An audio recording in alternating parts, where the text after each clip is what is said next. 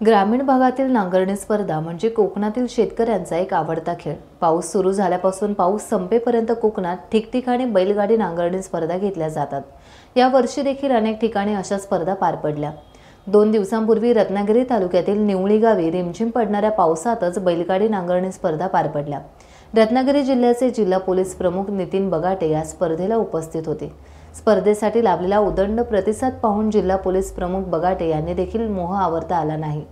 जनतेच्या विनंतीला मान देऊन तेही बैलगाडी शर्यतीच्या मैदानात उतरले आणि मग प्रचंड प्रतिसाद उपस्थितांनी दिला। सर्वसामान्य जनतेमध्ये एकरूप होणारे जिल्हा पोलीस अधीक्षक नितीन बगाटे यांच्या या सहभागाबद्दल सर्वसामान्य जनतेतून मोठी आपुलकीची भावना निर्माण झालेली स्पर्धे ठिकाणी दिसून आली। जिल्ह्याचे वरिष्ठ अधिकारी जेव्हा सामान्यांमध्ये एकरूप होतात तेव्हा खऱ्या अर्थाने लोकशाहीचे विजय रुजतात। बघा कसा रांगणार मार्गाने गडी आहे, साहेबांचं कौतुक करावं तितकं थोडं आहे। पाऊस पडतोय, छत्री नको, पायाखाली चिखल आहे, हरकत नाही, फुल पॅन्ट आहे, दौडून घेतले, पण मी या चिखलात जाणार। टाइम्स डिजिटलला लाईक करा, शेअर करा, सबस्क्राइब करा आणि बेल आयकॉन दाबायला विसरू नका। Times digital.